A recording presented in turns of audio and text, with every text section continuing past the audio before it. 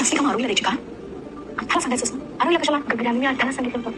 मला काय माहिती हे करायला गेलते. अगं कुठे प्लीज लवकर. एवढंच तो तुम्ही माहिती ना सगळ्यांची लाडू काय मी अक्षयने अक्षरच्या डोक्यावर बसवून ठेवले. तेव्हा अर्थाला डोक्यावर बसवलं. एवढंच लागतं, सगळ्या मुलाला लागतं. म्हणून काम अर्धवट सोडून हातात बसून आला ना तर त्याचंही काम अर्धवट मला इथे अजून अडकून. एक्झॅक्टली मीच करायला पाहिजे होते, अर्थात कळतच नाही. हॅलो ते फार नाही झालं, ते बारीकचं टोचलं गेलंय. काका तिच्या बोटात सुई गेली कारण ती ताराताईचा कट शिवून देत होती.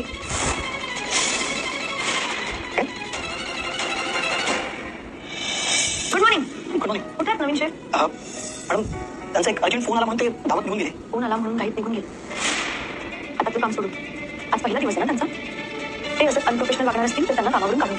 रंभा मालिकेच्या आजच्या भागामध्ये आपण पाहणार आहोत आरोहीच्या हाताला सुई लागलेली असते आणि त्यामुळेच आता जी इरावती असते ती तारावर भयंकर चिडते. तुला गरजच नव्हती तिच्याकडे ड्रेस शिवायला द्यायची. त्यावर तारा इरावतीला सांगते की अगं मी तिच्याकडे ड्रेस शिवायला दिलाच नव्हता. मुळात मी ड्रेस शिवायला दिला होता तो म्हणजे या अर्थाकडे आणि त्यामुळेच हे सगळं झालेलं आहे. अगं पण तुला कळतंय का अक्षय आल्यावर काय होईल ते, असं इरावती म्हणते. तर तेवढ्यातच अक्षय धावत पळत तिथे आलेला असतो आणि अक्षय धावत पळत येऊन आता लगेच आरोहीकडे जातो. आर्ता म्हणते की अरे बघ ना काका हिच्या हातात आहे ना सुई टोचली. तर हे कसं काय झालं असं अक्षय विचारतो. त्यावर आर्ता सांगते की खरं तर ताराचा जो टॉप होता तो तिने शिवायला माझ्याकडे दिला होता आणि तिने माझा चष्माही मोडला त्यामुळे मला दिसत नव्हतं. तर आपली आरोही म्हणाली की ते मी हे करून देते आणि त्याच वेळेला तिच्या हाताला ती सुई टोचली. दुसरीकडे रमा जी असते ती आता आलेली असते ती म्हणजे त्या कॅन्टीनमध्ये आणि बघत असते की त्या नवीन शेफने सगळं काही नीट जमवून आणलंय का. पण त्या शेफने नीट काहीच गोष्टी जमवून आणलेल्या नसतात आणि म्हणूनच खूप जास्त राग जो आहे तो आता आलेला असतो. तो म्हणजे तिथे असणाऱ्या रमाला. जरी स्वयंपाक रेडी असला तरी सुद्धा तो कॅन्टीनमधला शेफ जागेवर नसतो म्हणून रमाला राग येतो. रमा म्हणत असते की अशी कामं कशी चालणार आहेत. पहिल्याच दिवशी जर काम सोडून जर ते पळून गेले तर हे चालणार नाही. दुसरीकडे अक्षय जो आहे तो मात्र आता आरोहीचा हात पकडतो आणि आरोहीला म्हणत असतो की तुला जास्त त्रास होतोय का, थांब आपण काहीतरी करूया. पण त्याच वेळेला आता जे काही सत्य त्याला कळलेलं असतं त्यामुळे तो आता चाप विचारू लागतो आणि ताराला म्हणतो की तारा हे सगळं काय आहे. तू मुळात तुझा कपडा फाटलेला असताना तू हिच्याकडे शिवायला दिलास का, मला ही गोष्ट पटलेलीच नाहीये. त्यावरती म्हणते की मी म्हणत होते विचार केला होता की बाहेर कुठेतरी शिवायला द्यायचा पण नेहमीप्रमाणेच अर्था आहे ना, अर्थ म्हणत असते की मी करून देईन ना घरातली कामं आणि म्हणूनच मी तिच्याकडे तो ड्रेस शिवायला दिला असं आता ती म्हणते. पण मला काय माहिती होतं की तो ड्रेस शिवायला मी अर्थाला दिल्यानंतर ती आरोहीला देणार आहे ते, असं बोलून तारा विषय बदली करायचा प्रयत्न करत असते. पण तरी सुद्धा आता अक्षय हा भडकलेला असतो आणि अर्थाला सांगत असतो की अशी कामं करायची नाहीत, मी पहिल्यांदाच सांगून ठेवतोय तुम्हाला. तर त्याच वेळेला आता आरोहीचा हात दुखत असतो तर अक्षय आरोहीच्या हाताला फुंकर मारत असतो. तर दुसरीकडे आता इरावती अक्षयला म्हणत असते की अक्षय तुला काही कळतंय का, तू कामं वगैरे सगळी सोडून इथे आला असशील ना त्याचा तुझ्या कामावर परिणाम काय होणार नाहीये का, असं बोलून त्याला वटणीवर आणत असते. दुसरीकडे मात्र आता रमा जी असते ती आता कॅन्टीनमध्ये बसलेली असते आणि जे काही अक्षयने बनवलेलं असतं ते सगळं काही आता तिच्या समोर आणून ठेवलं जातं.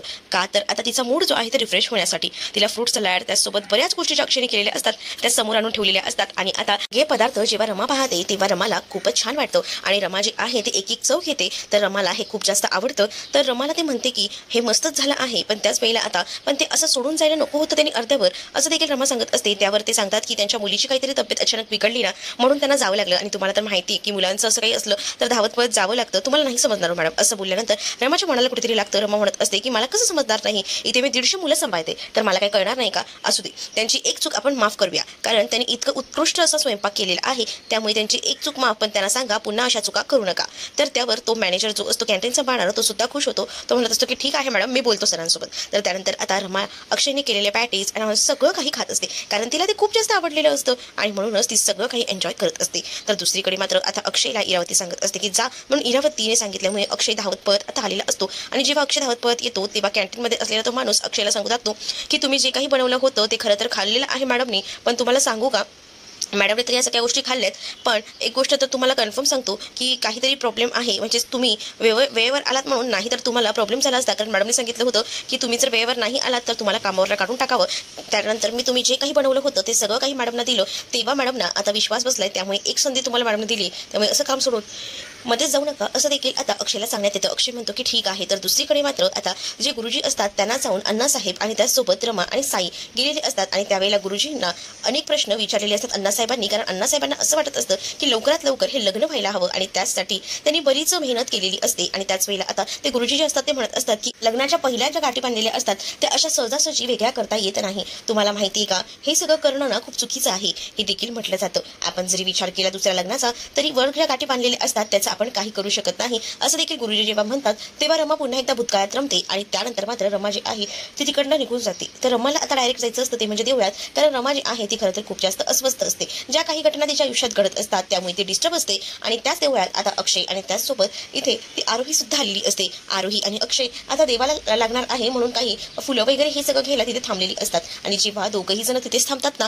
तेव्हा मात्र आता तिथे असणारा जो धागा असतो तो पाहून ती म्हणते की हे काय आहे, हे आपल्या हातात बांधायचं आहे का? पण त्या तिकडे असणारी फुल विकणारी आजी जी असते ती म्हणत असते की नाही ग बाया, हे तुझ्या हातात नाही, तर इकडे आतमध्ये देवळात एक जाळी आहे तिथेही बांधायचं असतं. आणि असं म्हणतात की तिथे हे सगळं बांधल्यानंतर ना आपल्या मनातली इच्छा ना पूर्ण होते आणि म्हणूनच हे सगळं नियोजन केलेलं आहे.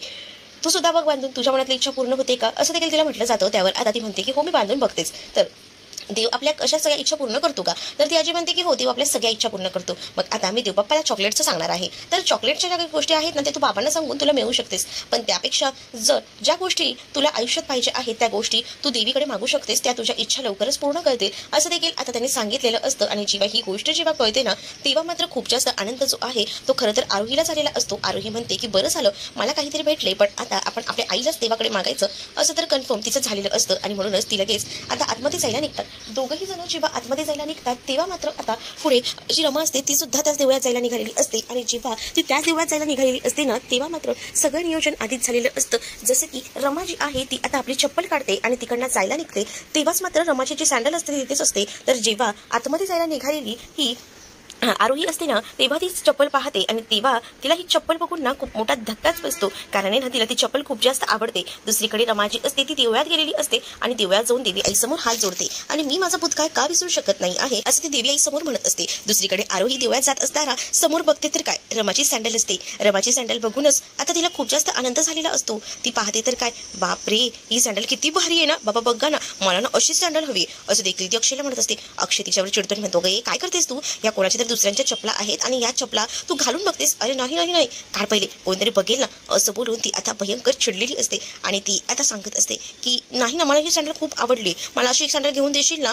तर असं सांगितल्यानंतर अक्षय म्हणतो की हो मी घेऊन देईन. तर दुसरीकडे मात्र आता रमाची आहे ती देवासमोर हात जोडून उभी असते. तर त्याच देवळात अक्षय आणि आरोही सुद्धा आलेले असतात. रमा देवासमोर हात जोडून म्हणत असते की माझ्या आयुष्यात काय वाढून ठेवलेस खरंच कळत नाही. अण्णासाहेब म्हणतात की भूतकाळातल्या गोष्टी विसरून भविष्यात आपण एंटर करायचं असतं, पण मी अजूनही भूतकाळ माझं विसरू शकलेली नाहीये असं देखील ती देवी आई समोर म्हणत असते. तर दुसरीकडे आरोही आणि अक्षय त्याच देवळात आलेले असतात आणि ते सुद्धा देवी आई समोर आता हात जोडून उभे असतात, कारण आता त्यांना सुद्धा मनातल्या इच्छा पूर्ण करायच्या असतात. म्हणूनच तर त्यांनी तो धागा सुद्धा आणलेला असतो. अगदी अक्षय आणि रमा ऑपोजिट साईडलाच उभे असतात. जेव्हा अक्षय त्या देवळात आलेला असतो तेव्हा रमाला कुठेतरी आतून असं वाटत असतं की आपल्या जवळची व्यक्ती या देवळात आहे. तर आरोही सुद्धा आता देवबाप्पाला नमस्कार करत असते. तर दुसरीकडे मात्र आता अक्षयने जो धागा आणलेला असतो तो धागा अक्षय बांधणार असतो आणि तो सुद्धा रमाच्या समोर असलेल्या त्या जाईवरच आता अक्षय जो आहे तो आपल्या मनातल्या ज्या काही गोष्टी आहेत त्या देवापुढे सांगत असतो आणि म्हणत असतो की माझी इच्छा पूर्ण नाही केली तरी चालेल, पण माझ्या मुलीच्या सगळ्या इच्छा पूर्ण कर, तिला जे जे हवंय ते सगळं काही पूर्ण कर असं देखील देवासमोर हात जोडून अक्षयने म्हटलेलं असतं. तर इकडे दुसरीकडे रमाचं लक्ष समोर जातं तर तिला असं वाटतं की कोणीतरी आपल्या ओळखीचं आहे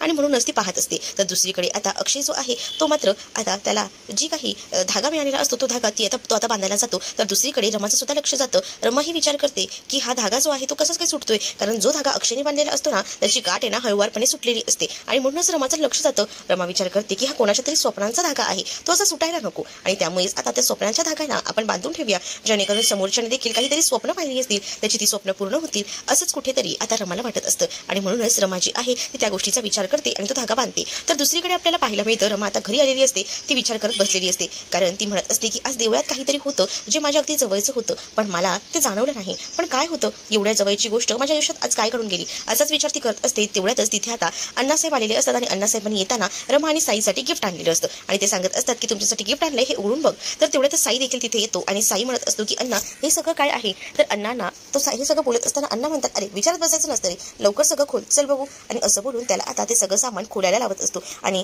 ते काही दोघंही जण ऐकत नसतात. परंतु आता जे अण्णासाहेब असतात ते म्हणत असतात की तुम्ही दोघंही ना अनरोमॅन्टिक आहात. खरंच माझ्या काळात जर मला असं कोणी गिफ्ट दिलं असतं ना पहिल्यांदा मी ते उघडून बघितलं असतं, पण तुम्ही कसले, तुम्ही तर अनरोमॅन्टिक आहात ना. आणि त्यानंतर आता त्याने ते गिफ्ट ओपन केलेलं असतं तर त्यामध्ये रिकामी अशी जी फोटो फ्रेम आहे ती असते, पण त्यामध्ये एकही फोटो नसतो. तुमच्या दोघांचा हसतानाचा फोटो मला हवा आहे. तो फोटो आपण या फ्रेममध्ये लावायचा आहे, म्हणजे कसं ही फ्रेम छान दिसेल आणि उठूनही दिसेल. पण आता या दोघांचे एकत्र असं हसताना फोटो नसतो ना, म्हणूनच आता अण्णासाहेबांनी सोबत येताना फोटोग्राफरला सुद्धा बोलवलेलं असतं. आणि त्या फोटोग्राफरला समोर आल्यानंतर अण्णा जे असतात ते सांगू लागतात की या दोघांची छान हसताना फोटो काढायचे आहेत. एवढी स्माईल असली पाहिजे ना की हे घर एकदम प्रसन्न असायला हवं. जसं की गुरुजींनी सांगितलंय की सतत जर फोटो बघत राहिलात ना तर नक्कीच तुमच्या मनात पुढचे विचार येतील. आणि म्हणूनच आता कोणत्याही गोष्टीचा विचार नाही करायचा, तुम्ही छान फोटो काढायचे आहेत असं देखील आता सांगितलं जातं. साई आणि त्याचसोबत रमाचा नाईलाज होतो, त्यांच्याकडे दुसरा कोणताही ऑप्शन उरत नाही, कारण अण्णा या ज्या काही सगळ्या गोष्टी आहेत ते स्वतःहूनच ठरवत असतात. आणि त्यांनी फोटोग्राफरला सुद्धा तसं सांगितलेलं असतं की या दोघांचे छान असे फोटोज काढ, म्हणजे दोघेही जण हसताना आणि जवळ असायला हवेत. आणि त्यांचा फोटो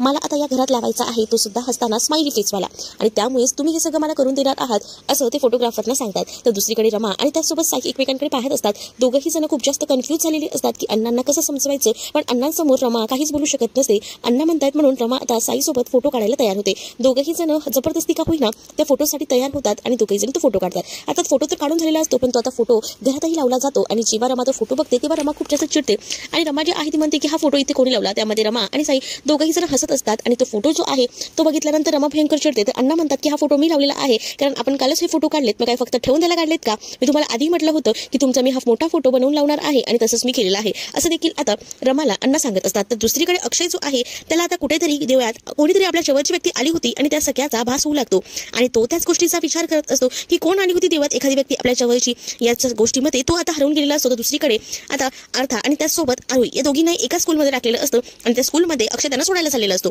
अक्षयला आरोही सांगत असते की मी रिक्षाच्या ह्या कोपऱ्याला बसणार आहे, तर तिकडे अर्था सांगत असते की मी या कोपऱ्याला. दोघंही जण कोपऱ्याला बसतात, तर अक्षय दोघांच्याही मध्ये बसतो.